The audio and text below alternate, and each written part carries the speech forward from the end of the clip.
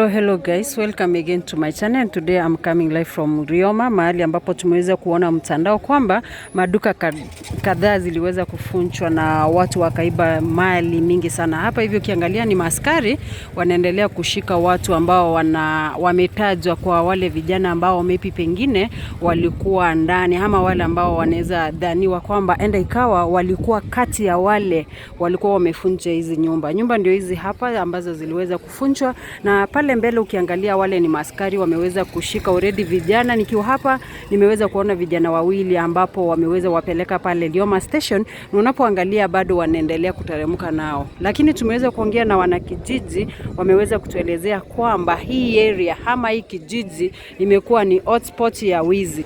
So hii vile tumeweza kuelezewa na wananchi, hapa ni kama imekuwa hotspot ya wizi, na imesema kuna Wajaluo, sijini Wajaluo na Kisii ambapo wameungana wakiiba, na endapo wanaposhikwa basi baadaye wanaweza kurudishwa, ama wale ambao wameibiwa familia ya kina hao vijana wanaenda wanaongea na wao, wanaweza kuachilia kisa na kurudi nyumbani. Kwa sasa hivi hao wanakijiji wako na huzuni, wako na maki.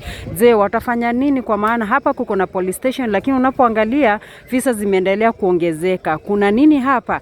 So tunataka tuone kama tunaweza fika pale police station, pia angalau tuweze kuongea na OSPD ama maskari wa huku waweze kutuwaelezea, je, kulikuwa na nini? Sababu hapa kutoka hapa hivi hata it's not even 100 meters mahali wameweza kufunja manyumba, lakini tutajaribu tuwezalo angalau tuweze kusikia ni nini kinachoendelea katika Rioma. Je, vijana wamezembea, wataki kufanya kazi, wanataka vya bure ama imekuaje?